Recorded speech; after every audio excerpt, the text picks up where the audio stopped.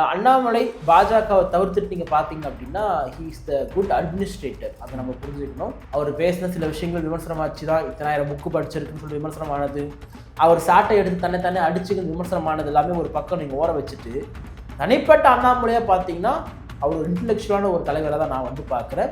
திரு அண்ணாமலை அவர்களை விரும்பக்கூடியவங்க இருக்காங்கல்ல, இவங்கெல்லாம் யாருன்னு கேட்டால் யங்ஸ்டர்ஸ். திரு விஜய் அவர்களுக்கு இருக்கக்கூடிய மாஸ் அப்படின்றது ஒரு ரசிகர் கூட்டம், வெகுஜன செல்வாக்கு. நீங்கள் விஜய் அவர்களுடைய செல்வாக்கும் புகழையும் யாரு கூட ஈக்குவல் பண்ண முடியாது தமிழ்நாட்டில் இன்னைக்கு. அவர் அந்த இடத்துல இருக்கார்.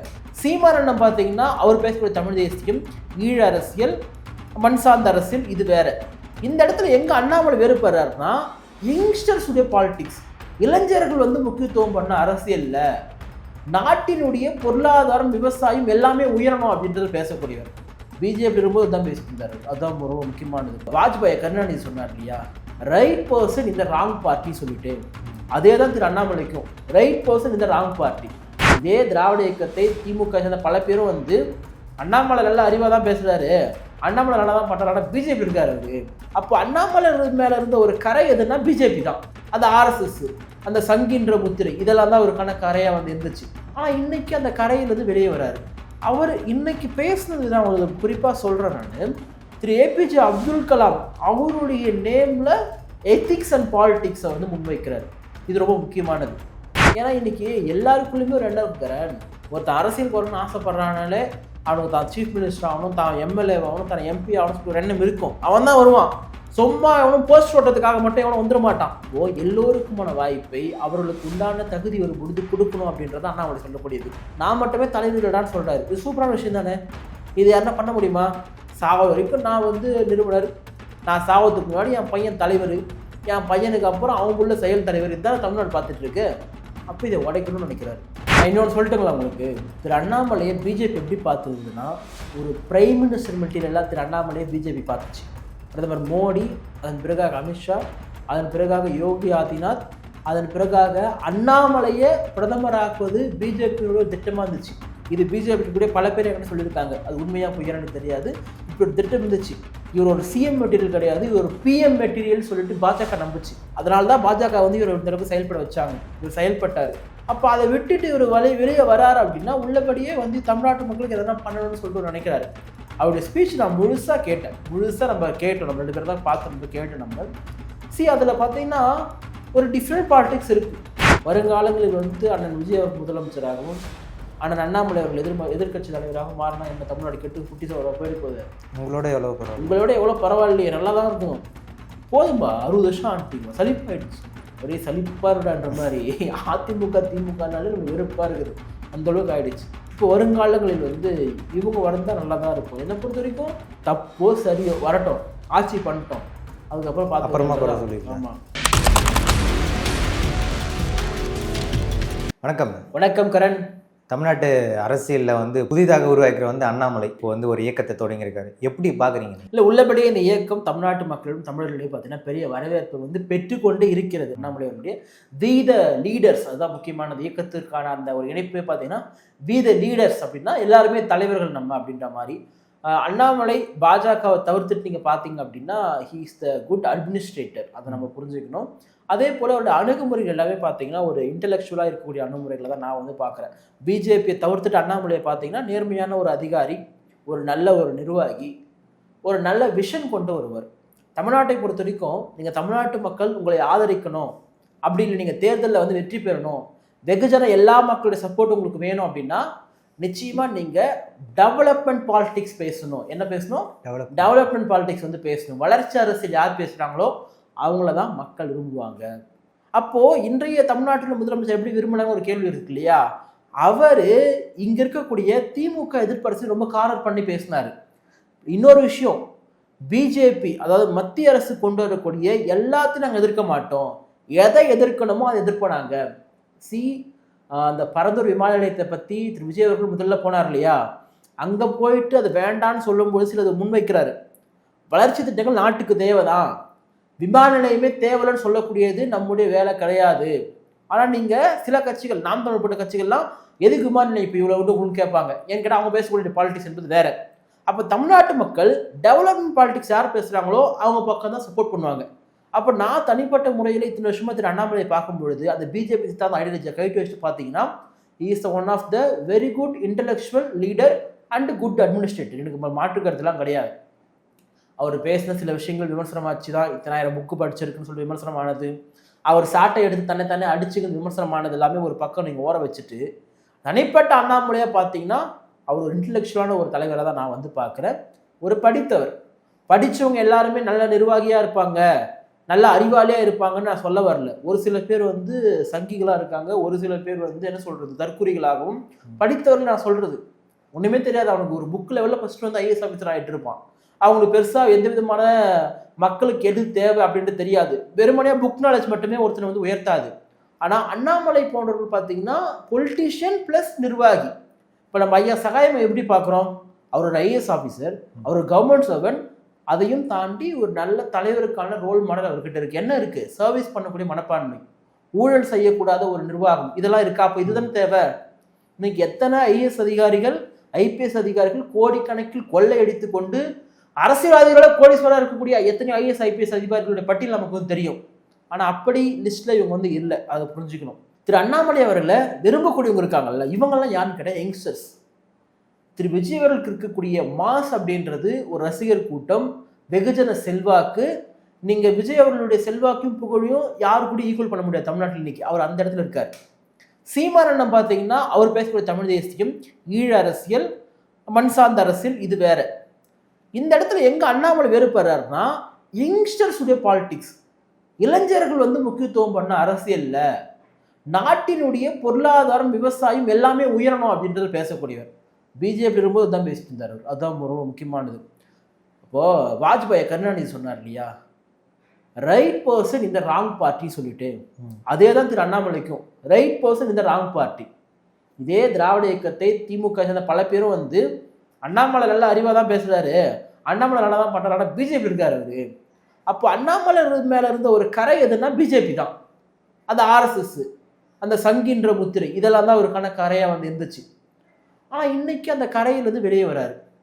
அவர் இன்னைக்கு பேசுனது நான் உங்களுக்கு குறிப்பாக சொல்கிறேன். நான் திரு ஏபிஜே அப்துல் கலாம் அவருடைய நேமில் எத்திக்ஸ் அண்ட் பாலிட்டிக்ஸை வந்து முன்வைக்கிறார்.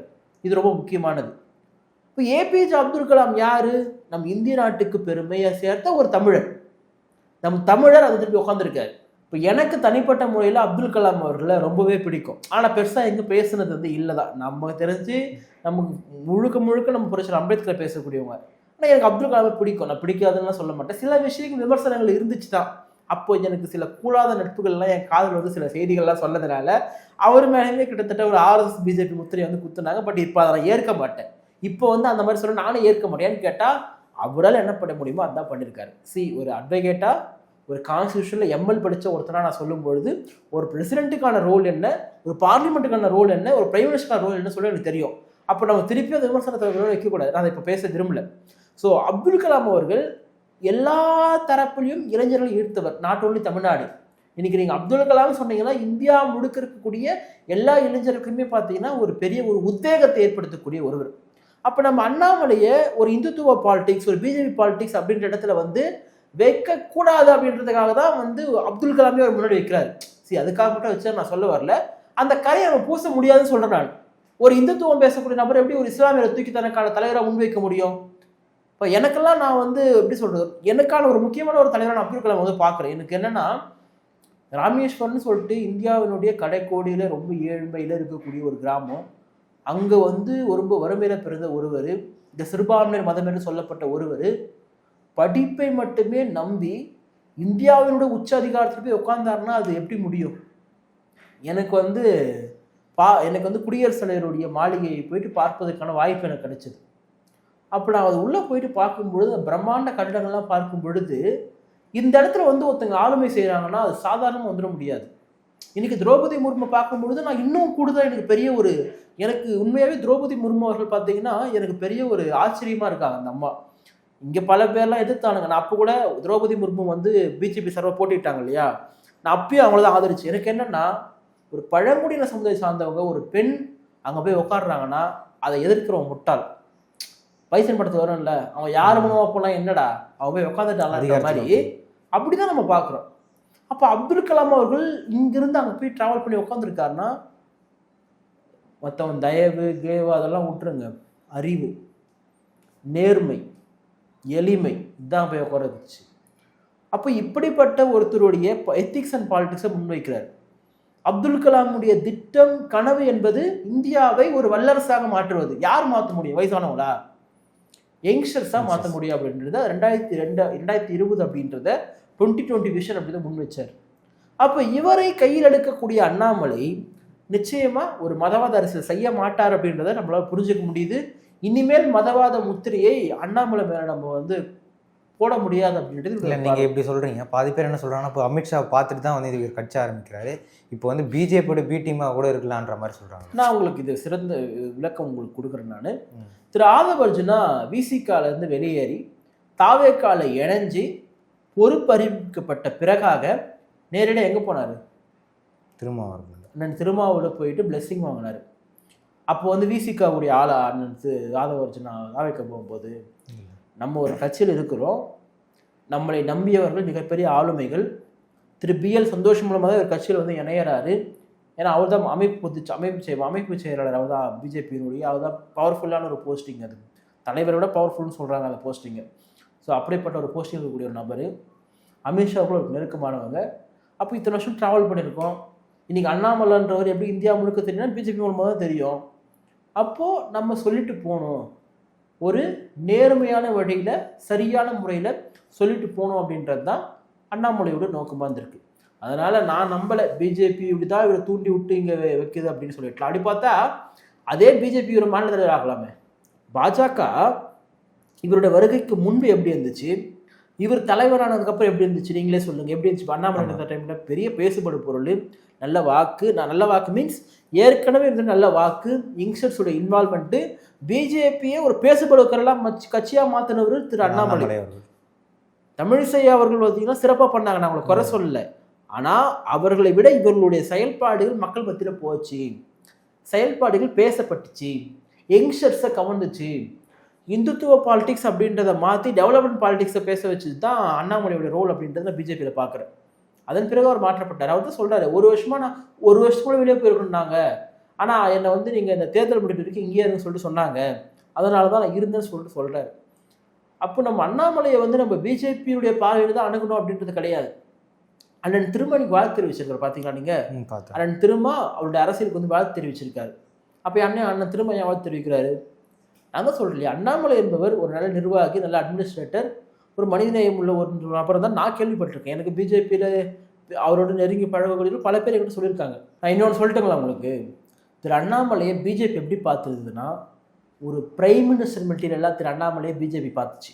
பிரதமர் மோடி, அதன் பிறகாக அமித்ஷா, அதன் பிறகாக யோகி ஆதித்யநாத், அதன் பிறகாக அண்ணாமலையை பிரதமராக்குவது பிஜேபியோட ஒரு திட்டமாக இருந்துச்சு. இது பிஜேபி கூட பல பேர் என்கிட்ட சொல்லியிருக்காங்க, அது உண்மையாக பொய்யா எனக்கு தெரியாது. இப்படி ஒரு திட்டம் இருந்துச்சு.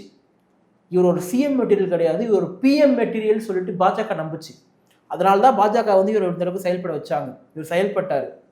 அப்போ அதை விட்டுட்டு இவர் வெளியே வராரு அப்படின்னா உள்ளபடியே வந்து தமிழ்நாட்டு மக்களுக்கு எதனா பண்ணணும்னு சொல்லிட்டு நினைக்கிறாரு. அவருடைய ஸ்பீச் நான் முழுசாக கேட்டேன். நம்ம கேட்டோம், நம்ம 2 பேர் தான் பார்த்து நம்ம கேட்டோம். நம்ம அதில் பார்த்தீங்கன்னா ஒரு டிஃப்ரெண்ட் பாலிடிக்ஸ் இருக்குது. ரஜினிகாந்த் அவர்கள் சொன்னார் இல்லையா, என்னன்னா கட்சிக்கு தலைமை ஆட்சிக்கு தலைமை ஒன்று கிடையாது. கட்சிக்காரனா உங்க வேலை கட்சி வேலை, ஆட்சியா அது வேற, அங்கே நீ வரக்கூடாது, உங்களுக்கு அங்கே இடம் கிடையாது, ஆட்சி என்பது வேற. அதுதான் சரியானது. கம்யூனிஸ்ட் கட்சி, பாஜக இவங்க 2 பேருமே பார்த்தீங்கன்னா அவங்கள கட்டமைப்பு ஒரே மாதிரி இருக்கும். நீ கண்டி சீஃப் மினிஸ்டராக இருக்குன்னா உனக்கு வந்து கட்சியில் இந்த மாநில தலைவர் பதவியெல்லாம் கிடையாது. நீ அமைச்சராக இருக்குன்னா உனக்கு வந்து பெரிய பொறுப்புலாம் கிடையாது. அதுவா இதுவா அவ்வளோதான் அங்கே. அதே மாதிரி தான் வந்து உங்களுக்கு கம்யூனிஸ்ட் கட்சியிலுமே. கம்யூனிஸ்ட் கட்சியில் மாநில செயலாளர்கள் யாரும் போயிட்டு டேரெக்டாக போய் எம்எல்ஏ எம்பி நிற்க மாட்டாங்க. அவங்களோட ரூல்ஸ் அப்படி ஒரு ஜனநாயகத்தன்மையானது. அப்போ அந்த ஜனநாயகத்தன்மையை தான் வந்து ரஜினிகாந்த் அவர்கள் பண்ண நினைச்சார். இவர் சொல்கிறார் இல்லையா, அது ரஜினிகாந்த் அவர்கள் என்னை கால் பண்ணி வாங்க கூப்பிட்டாரு, நான் வர முடியாது சொல்லிட்டேன். கேட்டால் எனக்கு ஒரு நோக்கம் இருந்துச்சு. ரஜினிகாந்த் அவர்கள் கட்சி ஆரம்பிக்கல, அது விட்டுருங்க. இப்போ ரஜினிகாந்த் அவர்கள் சொன்னார் இல்லையா, ஒரு அரசியலில் ஒரு வெளிப்படைத்தன்மை வந்து இருக்கணும்.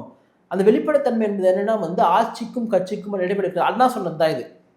என்னென்னா வீட்டுக்கும் கட்சிக்கும் இடைவெளி வேண்டும், கட்சிக்கும் ஆட்சிக்கும் இடைவெளி வேணும். அண்ணாதுரை சொன்னது. ஆனா அப்படி அண்ணாதுரை நிக்கிற திமுக பார்த்தா ரொம்ப கஷ்டப்பட்டு வேதனைப்பட்டு டே ஏன்டா அந்த கட்சி நான் தோற்கடிக்கேன்னு சொல்லிட்டு அவரே கட்சியை கழிச்சிருவாரு. அந்த அளவுக்கு வந்து இந்த திமுக வந்து ஆயிடுச்சு. இப்போ ஆட்சிக்கு கட்சிக்கும் ஒரே தலைமை கிடையாதுன்னு சொல்றதெல்லாம் உள்ளபடியே சூப்பரான ஒரு விஷயம்.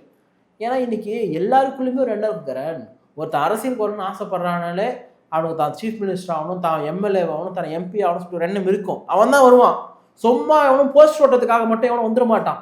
அப்போ எல்லோருக்குமான வாய்ப்பை அவர்களுக்கு உண்டான தகுதி ஒரு பொழுது கொடுக்கணும் அப்படின்றத அண்ணாமலை சொல்லக்கூடியது. நான் மட்டுமே தலைவர்களான்னு சொல்றாரு. இது சூப்பரான விஷயம் தானே. இது யாருன்னா பண்ண முடியுமா?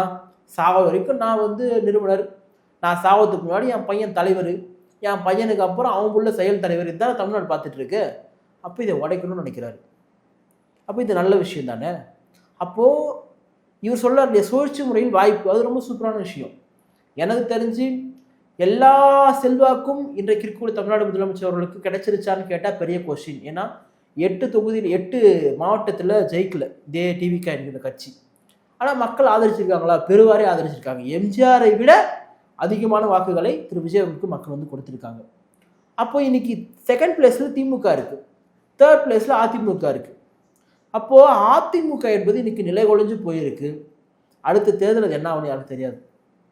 இளைஞர்கள் ரசிக மனப்பான்மையோடு இல்லை விஜய் அவர்களை பிடிச்சி பெரும் கூட்டம் மக்கள் கூட்டம் இருக்குது. விஜய் அவர்களுக்கு இருக்கக்கூடிய அவ்வளோ செல்வாக்கு அண்ணாமலைக்கு இல்லை. விஜய் அவர்கள் போனால் ஒரு இடத்துல லட்சக்கணக்கான மக்கள் கூடுவாங்கன்னா அத்தனை பேருக்கு கூட மாட்டாங்க. ஆனால் அதில் 10% இருக்காங்கன்னு நான் சொல்லக்கூடியது.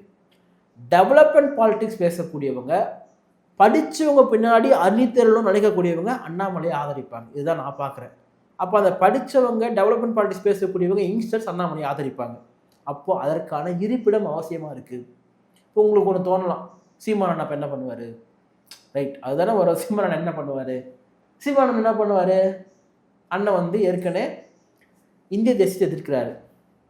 அண்ணாமலை நான் ஒரு பெருமை மிகுந்த இந்தியன், தமிழ் பண்பாடு கலந்தவன் சொன்னார் முதல்ல இந்த இதில். அப்புறமா வந்து நான் ஒரு பெருமை மிகுந்த தமிழனாக என்னை இந்தியனாக உணர்கிறேன்னு சொன்னார். நான் இந்தியன் தான், நீங்கள் இந்தியன் தான், யாரும் மறுக்கலை, யாரும் இல்லைன்னு சொல்லலை. ஏன்னா நீ சொல்லவும் முடியாது. நம்மளை பாதுகாப்பாக வச்சுட்டு இருக்கிறது நம்ம நாடு, அந்த நாட்டுக்கு நன்றி உணர்வுலாம் இருக்கணுன்றது தான் என்னுடைய பார்வை. அவங்களாம் இல்லைன்னா நம்ம கிடையாது. நம்ம 2 பேரும் ஜாலியாக பேச முடியாது. எல்லாம் உங்களுக்கு தெரியும், உலக நாடுகள்லாம் என்ன நடக்குது எல்லாமே தெரியும். அப்போ அந்த நாட்டுக்கு உண்டான, நம்மளை பாதுகாக்கின்ற நாட்டுக்கு உண்டான மதிப்பை நம்ம கொடுக்கணும். நம்ம இந்தியர்கள் தான், நம்ம தமிழர்கள் தான், அதில் எந்த மாற்று கருத்தும் கிடையாது. சீமானன் ஏற்றுக்க மாட்டார். கான்ஸ்டியூஷன்லேயே நிறைய திருத்தங்களை கொண்டு வராரு அவர். சில திருத்தங்கள்லாம் ஒரு மாணவனாக, ஒரு அரசியலமைப்பு மாணவனாக என்னால் அதை ஏற்றுக்கவே முடியல, எப்படி பண்ண முடியும்னு தெரியல.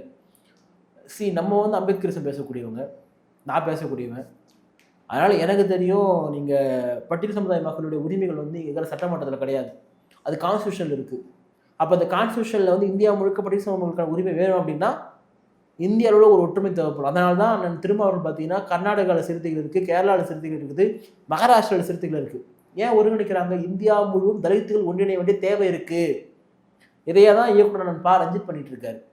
ரஞ்சித் அண்ணாக்கு நீலம் கல்ச்சரல் சென்டர் வந்து நாட் ஒன்லி தமிழ்நாடு கட்டுற கிடையாது, கர்நாடகாவில் இருக்குது, கேரளாவில் இருக்குது, ஆந்திராவில் இருக்குது, இப்படி எல்லா இடத்துலையும் இருக்குது. ஏன் ஒரு தலித் லீடர்ஸ் எல்லா இடத்துலையும் ஒருங்கிணைக்கிறாங்கன்னா இந்திய அளவில் ஒருங்கிணைய வேண்டிய தேவை இருக்குது. ஏன்னா விடுதலையும் உரிமையும் பார்லிமெண்ட்டில் தான் இருக்குது, அதை புரிஞ்சுக்கணும்.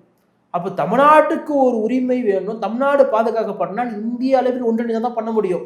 நான் ஏற்றுக்க மாட்டேன், நான் இதுதான் பண்ணுவேன்னா நீ இதான் பண்ண இருக்க முடியும். நீ மத்திய அரசினுடைய கான்ஸ்டியூஷனை வந்து வயலேட் பண்ணி சொல்லிட்டு ஆட்சி கழிச்சிட்டு போயிடுவாங்க, இவ்வளோதான் விஷயம்.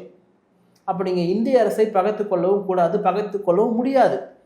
அப்போது இது தெரிந்தவர்கள் சீமானை ஆதரிக்க தயங்குறாங்க. இவர் என்னப்பா இவர் இந்தியாவே இல்லைன்னு சொன்னால் எப்படி அப்படின்றத அவர் சொல்லக்கூடியது. இந்தியா என்பது ஒரு ஒரு ஒற்றை கருத்தியல் என்று தான் நான் சொல்லலை. இந்தியாவில் பல மாநிலங்கள் இருக்குது, ஒவ்வொரு மாநிலத்திலும் தனித்தனி சிறப்புகள் இருக்குது, தனித்தனி பண்புகள் இருக்குது. நம்ம சாப்பிட்ற இட்லியை வந்து அவங்க சாப்பிட மாட்டாங்க, அவங்க சாப்பிட்ற ரொட்டியை வந்து நம்ம 3 நேரம் சாப்பிட முடியாது.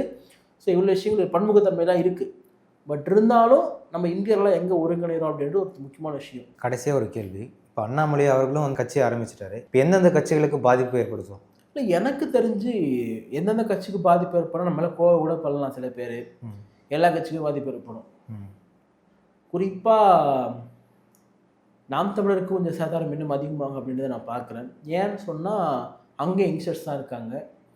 ஒரு சலிப்புன்ற வார்த்தையை நான் பயன்படுத்தலைன்னா கூட ஏன் இவ்வளவு நாள் தோத்துட்டே இருக்காங்க அப்படின்ற ஒரு அயற்சி ஏற்படும் இல்லையா, அப்படிப்பட்டவர்கள் கொஞ்சம் பேர் வர வாய்ப்பு இருக்குது. தலித் அண்ட் மைனாரிட்டிஸ் பெருசாக போக மாட்டாங்கன்னு நினைக்கிறேன் நான். ஓபிசியுடைய நிறைய மக்கள் அண்ணாமலை பின்னாடி அண்டி தேடுவாங்க. ஏன்னா தலித் மக்களும் கிறிஸ்டியன்ஸும் பார்த்தீங்கன்னா உங்களுக்கு விஜய் கிட்ட தான் பெரும்பான்மையாக இருக்கிறாங்க. Not only Dalit, even though வட மாவட்டங்களில் பெருவாக இருக்கக்கூடிய வன்னிய சமுதாய மக்கள், தலித் மக்கள், இஸ்லாமியர்கள் கொஞ்சம் இன்னும் வந்து ஃபுல் வரலன்னு நினைக்கிறேன். கிறிஸ்தவர்கள்லாம் வந்துட்டாங்க. அப்போ வந்து இவங்க எல்லாருமே திருப்பி அண்ணாமலை கிட்ட போயிடுவாங்க, கிட்ட போக மாட்டாங்க. அப்போ திரு அண்ணாமலையை ஆதரிக்கக்கூடியவர்கள் கொஞ்சம் ஓபிசி சமுதாயத்தை சார்ந்தவங்க போகிறதுக்கான வாய்ப்புன்றது தான் நான் பார்க்குறேன். இப்போ திமுக, அதிமுக போன்ற கட்சிகள் வந்து அழிய எனக்கு என்னென்னா திமுக அழிய தொடங்கி இருக்கிறது. அந்த கட்சி மீண்டும் எழுந்து வருவது தமிழ்நாட்டிற்கு ஆபத்தான் நான் வந்து பார்க்குறேன். என்னுடைய புரிதலுக்கு அப்படி நான் பார்க்குறேன். அப்போது விஜய் என்கின்ற ஒரு மனிதர் வந்து இன்றைக்கி திமுக காலி பண்ணார், அதிமுக வகிச்சிட்டாரு. அப்போ அண்ணாமலையும் சேர்ந்து வரும்போது 2 திராவிட கட்சிகளும் அழிந்து போகட்டுமே அப்படின்னு தான் நான் சொல்கிறேன். என்ன பண்ண போகிறீங்க? நீங்கள் இருந்துட்டீங்களா 50 வருஷம்? வருங்காலங்களில் வந்து அண்ணன் விஜய் முதலமைச்சராகவும் அண்ணன் அண்ணாமலை அவர்கள் எதிர்கட்சி தலைவராகவும் மாறினா என்ன தமிழ்நாடு கெட்டு குட்டி போயிட்டு போகுது? உங்களோட எவ்வளோ பரவாயில்லையே, நல்லா தான் இருக்கும். போதும்பா, 60 வருஷம் ஆண்டிங்கப்பா, சலிப்பாயிடுச்சு. ஒரே சலிப்பாருடான்ற மாதிரி அதிமுக திமுகனாலே நமக்கு வெறுப்பாக இருக்குது, அந்தளவுக்கு ஆயிடுச்சு. இப்போ வருங்காலங்களில் வந்து இவங்க வந்தால் நல்லா தான் இருக்கும். என்னை பொறுத்த வரைக்கும் தப்போ சரியோ வரட்டும், ஆட்சி பண்ணிட்டோம், அதுக்கப்புறம் பார்த்து. ஆமாம். இப்போ அண்ணாமலை வந்து வரும்போது எனக்கு தெரிஞ்சு உண்மையாகவே அவரோட கூட்டணி சேர்றதுக்கான வாய்ப்புகள் அதிகம். அப்படி நான் பார்க்கும்போது அண்ணன் ஸ்ரீமான், திரு அன்புமணி ராமதாஸ் இவர்கள் எல்லாமே வந்து அண்ணாமலை அவரோட கை கோப்பதற்கான வாய்ப்புகள் அதிகம். கிட்டத்தட்ட இவங்க கொள்கைகள்லாம் ஒரே மாதிரி இருக்குது. அண்ணாமலைக்கும் அண்ணன் ஸ்ரீமானுக்கும் சில டிஃப்ரெண்ட் அப்படி எடுத்துட்டா. ஏன்னா அண்ணாமலை இந்திய சாதிக்கிறாரு, இவர் மட்டும் எதிர்க்கிறாரு. ஸோ அதனால் அவங்க சேர்வதற்கான வாய்ப்புகள் இருக்குது. உள்ளபடியே அண்ணாமலையோட வருகை என்பது தமிழ்நாட்டு அரசியலுக்கு தேவையானது தான். அதை நம்ம வாழ்த்துறோம். ஏன்னா ஒரு யங்ஸ்டர்ஸுடைய சக்தியை ஒருத்தர் முன்வைக்கிறாருன்னு நம்ம வரவேற்கணும், தப்பு கிடையாது. அதை வாழ்த்துலாம்.